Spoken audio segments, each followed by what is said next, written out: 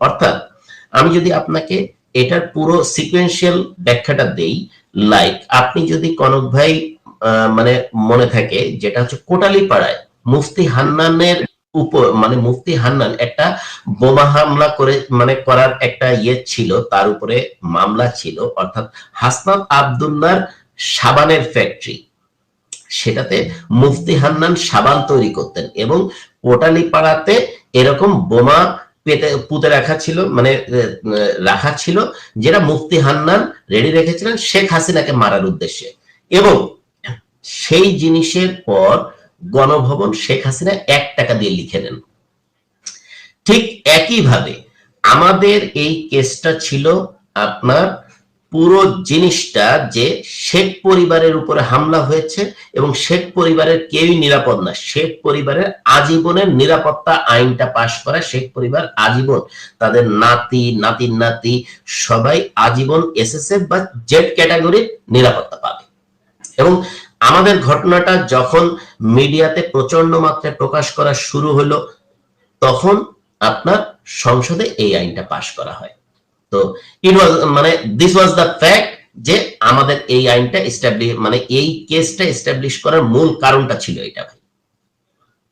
আচ্ছা, তো এরপরে আপনাদেরকে নিয়ে গেল কোথায় জিজ্ঞাসাবাদের জন্য? জেআইসি থেকে ভাই 7 দিন পরে এক্স্যাক্টলি আমাকে যখন কর্নেল সালের রুমে নিয়ে যাওয়া হয়, চোখ খোলা হয়, তখন আমার সামনে কর্নেল সালেকে বসা দেখি এবং কর্নেল সালে আর হচ্ছে তৎকালীন পররাষ্ট্র সচিব ছিল মিজারুল কায়েস, তার ছোট ভাই ইমরুল কায়েস, ব্রিগেডিয়ার ইমরুল কায়েস। আপনি এখনো পর্যন্ত গুগলে যদি ছবি সার্চ করেন যে এই ইমরুল কায়েস পিডিআর গেটের সামনে যখন কর্নেল হাকিম, মানে ব্রিগেডিয়ার হাকিম তার এপিসি আটকে রেখে পালিয়ে যান, তার সামনে ইমরুল কায়েস দাঁড়িয়ে আছে, কোনোভাবে তারা ঢুকতে দেয়নি। এবং এই ইমরুল কায়েস এবং কর্নেল সালে তৎকালীন এমপি এমিলি, আজম, নানক, তাপস এবং যুবলীগের বেশ কিছু লোকজন সহ সাদা পতাকা সহ প্রথম আর্মি দাঁড়িয়ে আছে নপুংসকের মতো, সাদা পতাকা নিয়ে তারা পিলখানার মধ্যে ঢোকে। এই ইমরুল কায়েস এবং আপনার কর্নেল সালে, এই দুইজনকে দেখি এবং খুব হাস্যোজ্জ্বল ভাবে তারা বলে, দেখো একটা জিনিস মানে এসছে, এই জিনিসটা, এই ঘটনাটা এসছে আসলে ডিবি এবং র্যাবের থেকে, ডিবির ডিসি মনিরুল এবং র্যাবের জিয়া এই জিনিসটা নিয়ে এসছে যে তোমরা 5 জন মিলে একটা বোমা হামলা করেছো। সবচেয়ে আশ্চর্য ব্যাপার কনক ভাই, আমি প্রথমেই বলি যে স্যার, এর চাইতে বেইজ্জতির আর কোনো কিছু হতে পারে না যে আপনার 5 জন কমান্ডো মিলে একটা লোকের উপরে আক্রমণ করেছে, যে একটা সামান্য কিছুও কেউ আহত হয়নি, আর মানে ব্যারিস্টার তাপসকে মারতে একটা গুলি এনা, একটা পিস্তলের গুলি এনা, আর সেখানে 5 জন কমান্ডো মিলে একটা বোমা হামলা করেছে, সেখানে কেউ আহত হয়নি। এর চাইতে স্যার বেটার আমাদেরকে আপনি 21শে আগস্টের গ্রেনেড হামলার সঙ্গে পেঁচান, সেটাতে অন্তত 23-24 জন মারা গেছে, এতে ইজ্জতটা বাঁচবে। কারণ এখানে 5 জন কমান্ডের মধ্যে ভাই আমি টপ করে, আমি আমেরিকার থেকে কোর্স করা, মানে হেলাল স্যার, অর্থাৎ আমাদের সিনিয়র যিনি হেলাল স্যার ছিলেন, উনিও টপ করে, উনি চায়নার থেকে কোর্স করা, রাজীব নেপাল থেকে কোর্স করা, ফুয়াদ ইউকে থেকে কোর্স করা, সবাই টপ করা এবং সবাই বাইরে থেকে কোর্স করা এবং সবাই ব্রিলিয়ান্ট অফিসার। মানে আমি মাফ চাচ্ছি যে আমি ব্রিলিয়ান্ট অফিসার বলছি, কিন্তু জিনিসটা হচ্ছে প্রফেশনালি আমরা ডাম্প ছিলাম না ভাই। তো সবচাইতে বড় ব্যাপারটা যে মানে এত সিম্পল, এবং আমার কিন্তু পিস্তলের লাইসেন্স ভাই সেই 2006 সাল থেকে। তো ব্যারিস্টার তাপসকে মারতে বোমা হামলার প্রয়োজন হয় না, ব্যারিস্টার তাপসকে মারতে পিস্তলে একটা গুলি না। মানে আমার কি দায় ঠেকা পড়ছে যে আমি ব্যারিস্টার তাপসকে মারতে যাব? তো এটাই সবচেয়ে বড় ইস্যু হয়ে দাঁড়ায় তখন, যে আপনার তারা বলে যে হ্যাঁ তোমরা এটা করছো, তাদের কাছে প্রমাণ আছে। তখন আমার প্রথম কোশ্চেন যে ঠিক আছে স্যার, কোন একটা কিছু করলে আপনি প্রমাণ করেন যে সোর্স অফ এক্সপ্লোসিভ লাগবে, বা আপনার এটা আমরা কোত্থেকে পেয়েছি, কিভাবে করেছি, সবকিছু লাগবে, আপনি প্রমাণ করেন। তো এরপরে শুরু হয় আমাদেরকে মেস বি তে পাঠিয়ে দেওয়া হয়। জেআইসির পাশে হচ্ছে অফিসার্স মেস বি, এটা হচ্ছে ডিজিএফআই অফিসের পিছনে উত্তর দক্ষিণ দিকে। তো মানে মেস বি তে আমাদেরকে প্রতিটা রুমে বাইরের থেকে তালা মেরে রাখা হয়, আমাদেরকে একটা ফ্লোর এবং পুরো মেসটাকে চারদিক দিয়ে ঘিরে রাখা হয়।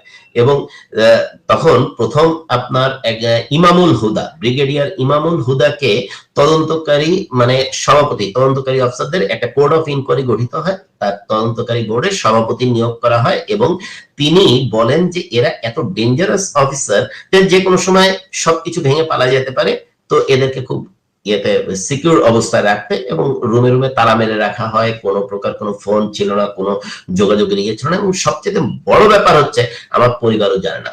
এবং দুঃখের কথা কি বলবো কনক ভাই, যে আমাকে যখন 7 দিন পরে চোখ খোলে তার একদিন পরে আমার দুধ খাওয়া বাচ্চা তাকে আমার বাবা মার কাছে রেখে আমার বউকে পর্যন্ত তুলে আনা হয়। তো তখন বাংলাদেশ আর্মির ইজ্জত যায় নাই। তখন বাংলাদেশ আর্মির চিফ ছিলেন জেনারেল মবিন, তার ইজ্জত যায় নাই, বা বাংলাদেশ আর্মির ইজ্জত জানে যে আমার ওয়াইফকে তুলে নিয়ে এসছে ডিজিএফআই এবং 2 দিন রেখে দিয়েছে ডিজিএফআই অফিসে। আমার আব্বাও নেভি অফিসার ছিলেন ভাই, এবং আমার আব্বা তখন সরাসরি ডিজিএফআই চিফের সঙ্গে কথা বলেন। তখন ডিজিএফআই চিফ ছিলেন সাইফুল আবেদিন সাহেব, যিনি এখন এই মানে লাস্ট যে মানে চার্জশিট হয়েছে তাদের অন্তর্ভুক্ত। তো এরপরে মানে আমার আব্বা যখন সাইফুল আবেদিনের সঙ্গে কথা বলতে না পারেন, তখন যে আর্মি চিফের সঙ্গে দেখা করতে চান, আর্মি চিফ দেখা করতে চান, নেভি চিফের সঙ্গে দেখা করেন, নেভি চিফ দেখা করার পরে তারপরে নেভি চিফ আর্মি চিফকে রিকোয়েস্ট করার পরে যে আমার ওয়াইফকে ছাড়ে। দিস ইজ দ্য ফ্যাক্ট ভাই। হেলাল স্যারের ওয়াইফকে পর্যন্ত নিয়ে আসে।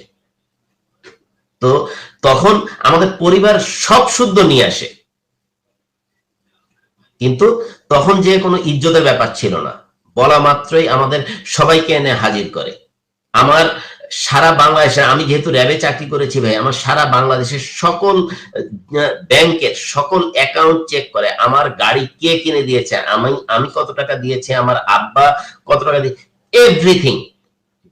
কোনো না কোনো ভাবে কোনো না কোনো দুর্নীতির কোনো কিছু বের করা গেলে যা মানে বের করার জন্য তারা হন্যে হয়ে লাগে, তখন কিন্তু বাংলাদেশ আর্মির ইজ্জতে লাগেনি। আর ব্রাদার এট আর্মস বলছেন ভাই যে তখন কেউ সাহস পর্যন্ত পায়নি যে আমাদের পক্ষে কিছু বলার। তো মেস বিতে আপনারা কতদিন ছিলেন বা সেখানে আপনারা কি করলেন? ওকে, কি করলো আপনাদেরকে? মেস বিতে ভাই আমরা মানে প্রথম যে তদন্ত বোর্ড সেটা 6 মাস মতো চলে। আমাদের মধ্যে ক্যাপ্টেন সুবাইল যে ছিল, ক্যাপ্টেন সুবাইল অলমোস্ট বিয়ের কথাবার্তা ছিল, তো 6 মাসের মধ্যে কিছুই বের করতে পারেনি। অর্থাৎ প্রথম তদন্ত বোর্ডের মানে সভাপতি ছিল হচ্ছে ব্রিগেডিয়ার জেনারেল ইমামুল হুদা, এবং কাকতালীয় ভাবে সে আমার ক্যাডেট কলেজেরই বড় ভাই। তো আপনার lieutenant colonel Mostafa, lieutenant colonel সাহাব, লেফটেন্যান্ট কর্নেল মাহবুব, তো এরা ছিল হচ্ছে প্রথম তদন্ত বোর্ডের সদস্য, এবং তারা 6 মাস পরে সম্পূর্ণভাবে জানায় যে আমাদের সঙ্গে ওই ঘটনার কোন রকম কোন সম্পর্ক পাওয়া যায়নি। এবং তারপরে তারা আমাদেরকে ফর্মালি এটা জানায় যে না, এখনো পর্যন্ত আমরা কোনো কিছু পাইনি। পরে সুবাইলকে ছুটি দেয়, যে বিয়ে করার অনুমতি দেয়। আমরা সবাই কিন্তু তার বিয়েতে যাই। এরপরে আপনার কিন্তু মেসবিট থেকে আমাদেরকে যেহেতু দেখায় হচ্ছে লগ এরিয়াতে অ্যাটাচড, যেটা কিছুদিন আগে আপনি হয়তো বা দেখেছেন, জেনারেল হাকিম আপনার মানে এজি, উনি এই বর্তমানে 15 জন সেনা কর্মকর্তাকে অ্যাটাচ করতে হবে, মুভ অর্ডার দিতে হবে, বিস্তারিত ব্যাখ্যা দিয়েছেন।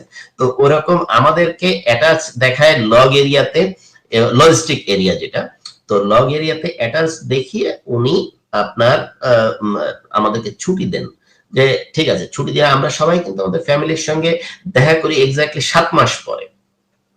এরপরে অল অন এ সাডেন সুবাইলের বিয়ে শেষ, তারপরে এগেইন আমাদেরকে গুম করা হয়। মানে ওইখান থেকে বলা হয় যে ঠিক আছে, সমস্ত কিছু নিয়ে নেওয়া হয়, সুবিধা দিয়ে আমাদেরকে পাঠিয়ে দেওয়া হয় এআইসি তে। আর্মি ইন্টারোগেশন সেল, যেখানে বেসিক্যালি শত্রু দেশের যে কোনো এজেন্ট বা শত্রু দেশের কাউকে রাখার কথা। তো মানে এই এআইসি তে যখন পাঠিয়ে দেওয়া হয় তখন আমাদেরকে আপনার ওইখানে প্রায় 27 দিন মতো এআইসি তে রাখে। এটা এবং এটা এটা আরেকটা আয়না ঘটে। না, এটা ক্যাপ্টেন সুবাইলের বিয়ের কতদিন পরে? মানে আপনাদেরকে একবার বললো যে অভিযোগ নাই, আপনাদেরকে লগ এরিয়ায় অ্যাটাচ করে আপনারা বিয়ে তো অ্যাটেন্ড করলেন 7 মাস পরে, তার কতদিন পরে আবার এআইসি তে এক্স্যাক্টলি 2 সপ্তাহ পরে ভাই। আচ্ছা 2 সপ্তাহ আমরা এক্স্যাক্টলি 2 সপ্তাহ মতো আমাদেরকে বলেছিল ঠিক আছে আমরা পুরো প্রক্রিয়াটা স্বাভাবিক করার চেষ্টা করছি, আমরা সব জায়গায় কথা বলছি, কারণ তোমাদের এগেইনস্টে কোনো প্রকার কোনো প্রমাণ পাওয়া যায়নি বা তোমাদের সংশ্লিষ্টতাও পাওয়া যায়নি। তো আমরা সব জায়গায় কথা বলে তোমাদের নরমাল প্রত্যেকের ইউনিটে পাঠিয়ে দেওয়া হবে। তো এটা এক্স্যাক্টলি 2 সপ্তাহ ছিল। অল অন এ সাডেন 2 সপ্তাহ পর আমাদেরকে জানানো হয় general Tareq Siddiqui specifically order দিয়েছেন তাদেরকে। ইন দ্য মিন টাইম আমি একটা মজার কথা বলতে ভুলে গিয়েছি, যেটা হচ্ছে যে আপনার 24 লং কোর্সের এখন বর্তমানে যে খুনি জিয়া, সে আমাদের ওইখানে আসে হচ্ছে আমেরিকান বার্গার, যে একদম ফুল খাবার দাবার নিয়ে উনি আসেন এবং উনি আমাদেরকে একটা প্রস্তাব দেন যে দেখ তোরা তো আসলে কমান্ডোরা খুব বেশি কনভার্সেন্ট ছিল, মানে একসঙ্গে থাকে সবসময় জঙ্গলে, একসঙ্গে অপারেশন করে বা খাওয়া দাওয়া করে, এই জন্য মানে বলে যে তুই তুকারি করে আর কি। তো জিয়া স্যার এসে বলে দেখ তোদের জন্য তো আসলে খুব খারাপ লাগে, তো আমি জিটির সঙ্গে কথা বলছি, জিটি মানে হচ্ছে জেনারেল তারেক, তো জিটির সঙ্গে কথা বলছি, তো উনি বলছে যে তোরা যদি এক্স্যাক্টলি এরকম একটা স্টেটমেন্ট দিস যে তোরা আসলে মানে তারেক জিয়া বিএনপির ভারপ্রাপ্ত চেয়ারম্যান তারেক জিয়ার কথা মোতাবেক তোরা এই কাজটা আইএস এর সহযোগিতায় করছিস, তাহলে তোদেরকে কানাডাতে মানে অ্যাসাইলাম দেয়া হবে এবং কানাডাতে তোদেরকে ভালো চাকরি এবং পুরো পরিবার সহ সবকিছু দেয়া হবে। এক্স্যাক্টলি আমার এখনো মনে আছে এই জিয়াকে, অর্থাৎ জিয়া যে এই মাত্রায় ম্যানিয়াক হইতে পারে, আমি আসলে জিয়া জিয়া বলছি কিন্তু আসলে এইভাবে মানে এই লোকটা মানুষের পর্যায়ে পড়ে না। আপনার মানে কমান্ডো ব্যাটালিয়নে আমরা একসঙ্গে চাকরি করেছি। সবচেয়ে মজার ব্যাপার, এখন যিনি মানে ম্যাডাম খালেদা জিয়ার যিনি নিরাপত্তার দায়িত্বে আছেন যে কর্নেল তৌহিদ স্যার, তো কর্নেল তৌহিদ আমাদের সিও ছিলেন। তো জিয়া স্যার আমাদের আসলে পুরো জাহানাবাদ ক্যান্টনমেন্ট মানে সিলেট ক্যান্টনমেন্টের মানে কোন ব্যাটালিয়নে গরু লাগবে, তো এই গরু কেনা অফিসার হিসেবে উনি নিয়োজিত ছিলেন। অর্থাৎ সে গরু কেনাতে খুব এক্সপার্ট ছিল, যে উনি খুব দেখে দেখে অর্থাৎ গরুর নিচে দেখে বুঝতে পারতেন যে হ্যাঁ ঠিক আছে, মানে একটু ভালগার হচ্ছে যে এই গরুর বিচি একটু বড়, অর্থাৎ এই গরুর মাংস খাইতে মজা। তো এক্স্যাক্টলি এই ব্যাপারে উনি এত এক্সপার্ট ছিলেন এবং ক্যান্টিন চালাতেন উনি।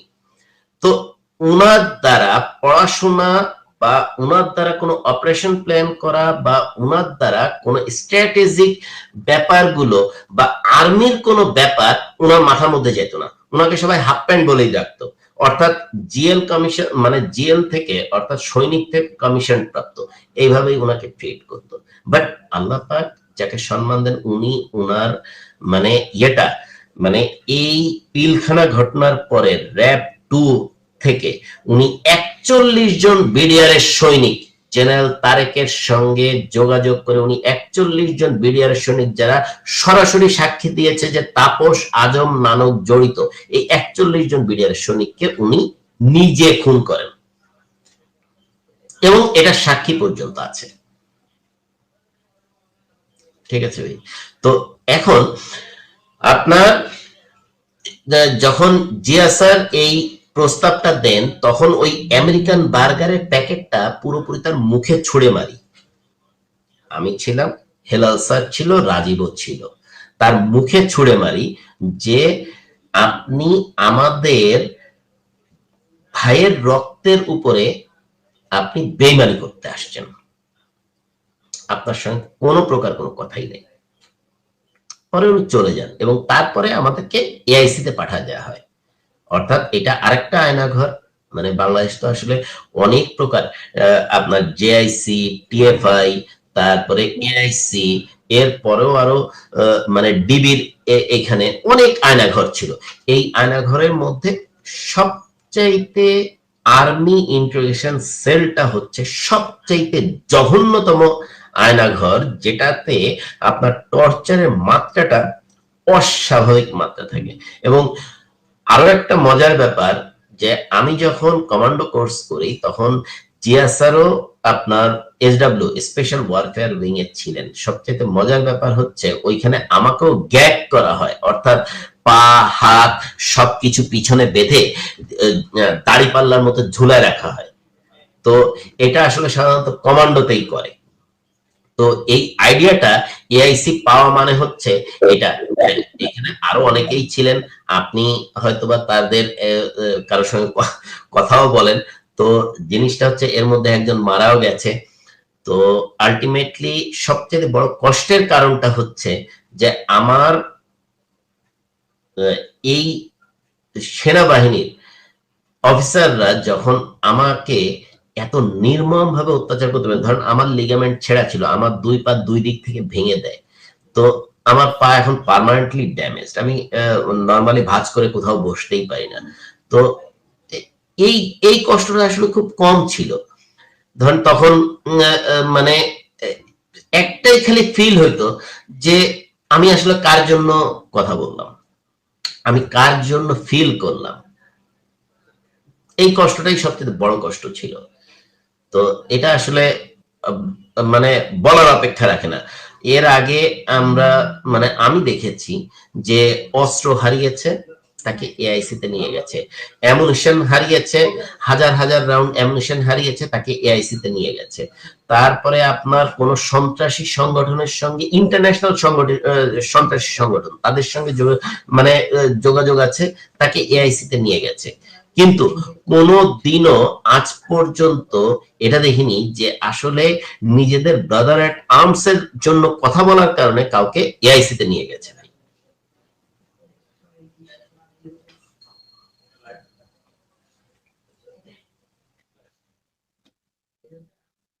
এআইসি তে তারা কি জিজ্ঞাসাবাদ করলো আপনাদেরকে, আমাদের সেই স্বীকারোক্তি?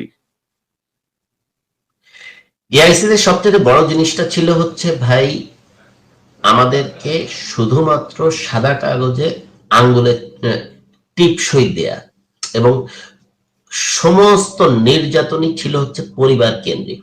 আমাদের উপরে নির্যাতন করেছে। যেমন আমার সবচেয়ে বড় কষ্টের কারণ ছিল যে আমি প্রতিটা মুহূর্তে আপনার আমার আশেপাশের রুম থেকে মানে আমার সহকর্মীর চিৎকারের আওয়াজটা পেতাম।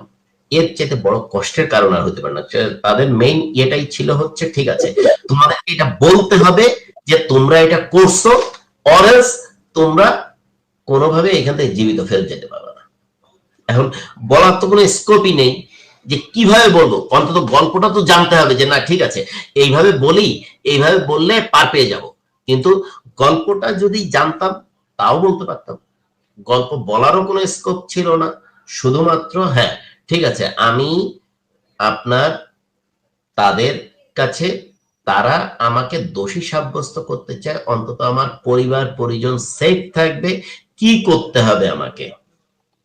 যে এই ফিলিংসটা মানে এর চাইতে আসলে নিকৃষ্ট ফিলিংস আর কোনো কিছু হতে পারে না। অসহায় ফিলিংস। আল্লাহ পাক ভালো জানেন যে প্রতিটা মুহূর্তে তখন আমার মার চেহারাটা ভেসে উঠছে, যে আমার মা কিভাবে কান্নাকাটি করছে, বা আমার বাবা কি মনে করছে, বা আমার মানে আমি কিভাবে মানে এই জিনিসটা বিয়ার করব। সবচেয়ে বড় জিনিসটা ছিল হচ্ছে তাদের একটাই মাত্র ইয়ে, যে হ্যাঁ তোমরা এই বোমা হামলাটা করছো, তোমরা মানে এইভাবে এইভাবে মানে গেছো, কিন্তু কোনোটার সঙ্গে মিল নাই। আমি কিভাবে মিলাবো একটাকে আর একটার সঙ্গে। তো আলটিমেটলি এআইসি তে সবচেয়ে বড় প্রেশারটাই ছিল যে, যেমন আমি আপনাকে বলতে পারি কনক ভাই, যে সুবাইলকে তার ওয়াইফের ভিডিও দেখানো হয়েছে যে তোমার ওয়াইফ এখন এখান থেকে যাচ্ছে, এবং মানে তুমি বলো তুমি এইখানে আঙ্গুলের ছাপ দিবা কিনা। সবচেয়ে বড় ইস্যু এটা। তখন বাংলাদেশ আর্মির ইজ্জত যায়নি। এরপরে আপনার এআইসি থেকে সবাই যখন আঙ্গুলের ছাপটা দিয়ে দেয় যে না ঠিক আছে, সাদা কাগজে আঙ্গুলের ছাপ, সাদা কাগজে আঙ্গুলের ছাপ দিয়ে দেয় এবং 5 আঙ্গুলের ছাপই নেয়। আপনি দেখেন জাস্ট এইভাবে করে 5 আঙ্গুলের ছাপ নেয়, এইভাবে যে হ্যাঁ ঠিক আছে 5টা আঙ্গুলের ছাপ তারা নিতে পেরেছে, দ্যাটস অল। এরপরে আপনার বলে ঠিক আছে তোমাদের একটা গল্পের দেওয়া হলো যে এই এই অনুযায়ী তোমরা এটা করছো, কিন্তু তখনও পর্যন্ত আমরা মানসিক ভাবে ধাতস্থ না কিভাবে সম্ভব এটা।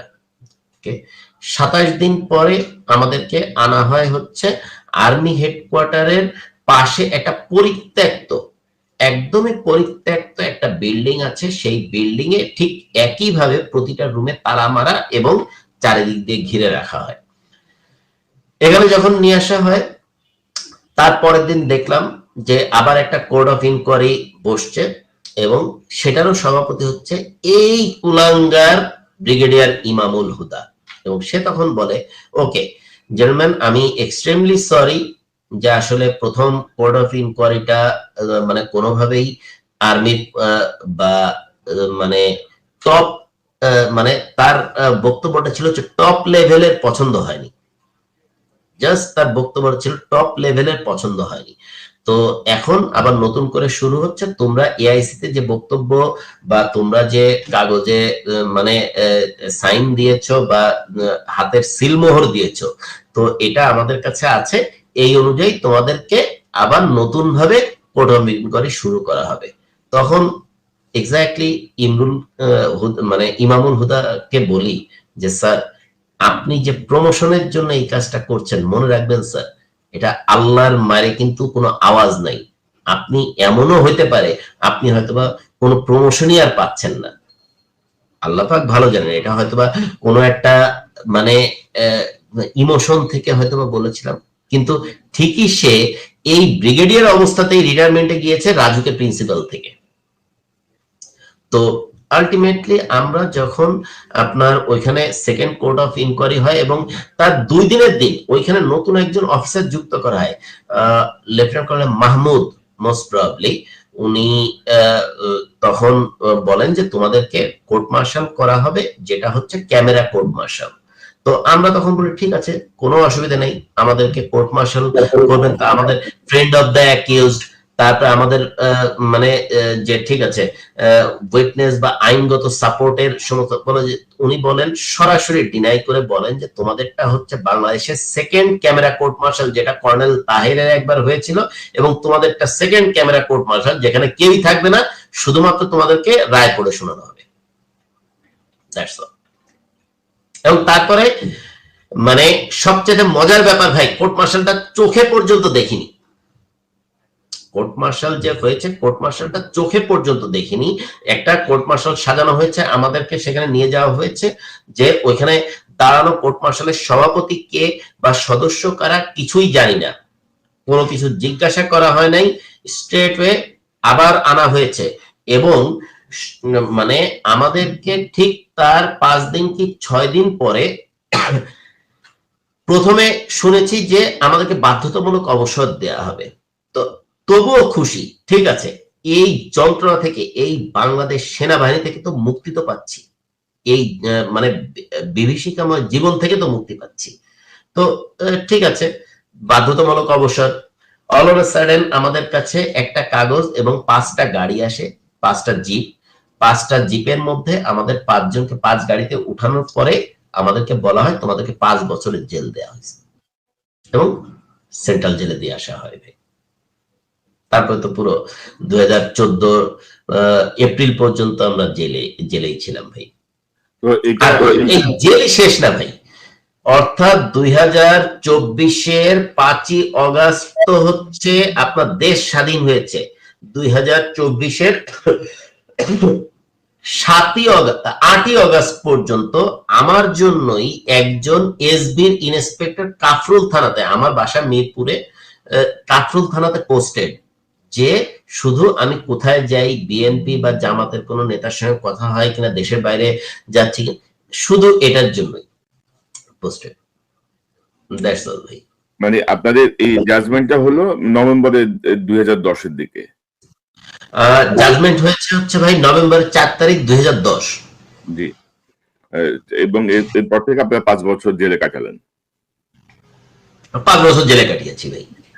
তো আমি এই প্রসঙ্গটা আসছি, তার আগে দর্শকদের একটু দেখাতে চাই যে দর্শক, এই হচ্ছে সেই রেজানুর, এখন দাড়ি দুড়ি রেখে ফরেজগার হয়ে গেছে, বেশ মানে ভালো মানুষের ভান ধরছে। এদের যেখানেই পাবেন আপনারা চিনে রাখেন, বাংলাদেশে থাকলে বাংলাদেশে, দেশের বাইরে থাকলে দেশের বাইরে, দেশের বাইরে তাকে বয়কট করেন, আর বাংলাদেশে থাকলে তাদের ধরে থানায় দেন যে এটা খুনি, ক্রিমিনাল। এবং এই হচ্ছে মজার ব্যাপার ফারুক ভাই, এই জায়গাতে একটা জিনিস বলতে ভুলে গেছি। এই রেজানুর খান মানে আমার বাবা যখন তার কাছে খোঁজ নিতে গিয়েছে, সে তাকে বলেছে যে আপনার ছেলে বাংলাদেশের ইতিহাসে সবচেয়ে বড় সন্ত্রাসী। মানে সে সে আমার আগে সিও ছিল, অধিনায়ক ছিল, এবং তার কাছ থেকে আমার হাই এভারেজ এসিআরও পাওয়া, অ্যানুয়াল কনফিডেন্সিয়াল রিপোর্টও তার কাছ থেকে পাওয়া। মানে দেখেন যে মিনিমাম ধরেন একটু সুযোগ সুবিধা পাওয়ার আশায় এরা কিভাবে মানে মানে নিজের শপথের সাথে বেইমানি করে, নিজের পোশাকের সাথে বেইমানি করে, নিজের ব্রাদার অফিসারকে কিভাবে তারা ক্ষতিগ্রস্ত করে। আর দর্শক, এই লোক হচ্ছে ব্রিগেডিয়ার জেনারেল ইমামুল হুদা, এই আরেক গাদ্দার, এই আরেক ক্রিমিনাল। সেও এখন দাঁড়িয়ে দুড়িয়ে রেখে দিছে, হয়তো পরেশগার সাজার চেষ্টা করছে, তাকে আপনারা চিনে রাখেন। আমরা এদের ব্যাপারে একটা অ্যালার্ট দিব খুব সহসাই, আরো 2-1 জন সহ।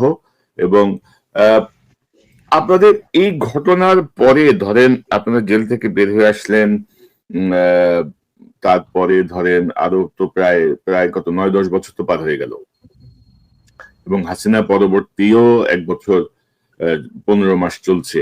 তো আপনারা কি কোনো আইনগত কোনো প্রতিকার চেয়েছেন? ধরেন এই যে ধরেন আমি তো বলবো যে কর্নেল সালে, ইমরুল কায়েস, এই রেজানুর খান, এই ব্রিগেডিয়ার ইমামুল হুদা সহ এই যে পুরা গং যখন তারা ছিল, এই যে এখন ধরেন যে নাদুস নুদুস যে জেনারেল গুলা বসে আছে বিভিন্ন আরামায়েশ করছে, এদেরকে তো বিচারের সম্মুখীন করতে হবে। এটা সেনাবাহিনীর স্বার্থে, কিন্তু মানে ভবিষ্যতে কেউ যেন এই জাতীয় জোচ্চুরি, এই জাতীয় অপরাধের সাথে যুক্ত হয়ে নিজের অফিসারদেরকে ক্ষতিগ্রস্ত না করে। তো সেই জায়গাতে আপনারা কি ব্যবস্থা নিয়েছেন? ধন্যবাদ করুন ভাই।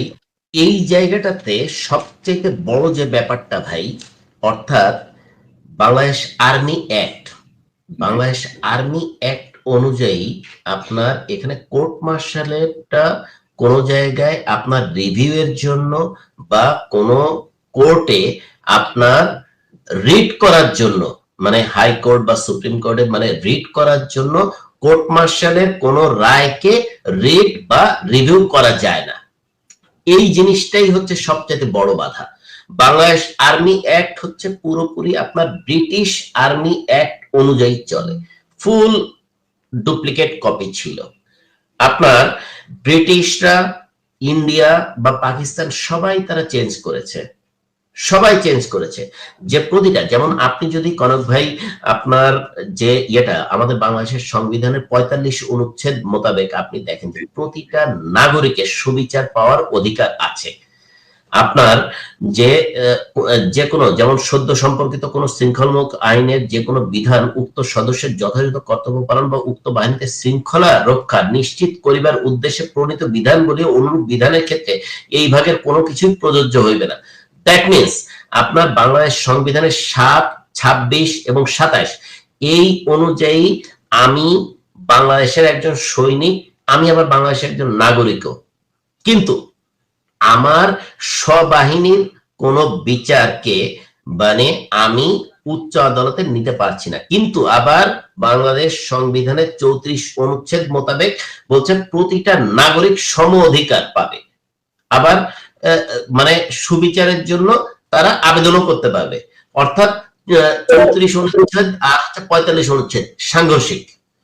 এখন আপনার বাংলাদেশ ইদার আপনার বাংলাদেশ আর্মি অ্যাক্টকে আপনার মানে চেঞ্জ করা উচিত, যেটা মানে আমাদের পার্শ্ববর্তী দেশ ইন্ডিয়া, পাকিস্তান, এমনকি আমরা যাদেরটা পুরোপুরি ধার করেছি বাংলাদেশ, মানে Bangladesh manual of military law, আপনার এই মিলিটারি লটা আমরা যাদেরটা ফুল মানে কপি করেছি, সেই ব্রিটিশরা পর্যন্ত তাদের এই লটাকে এই জায়গাটাতে চেঞ্জ করেছে।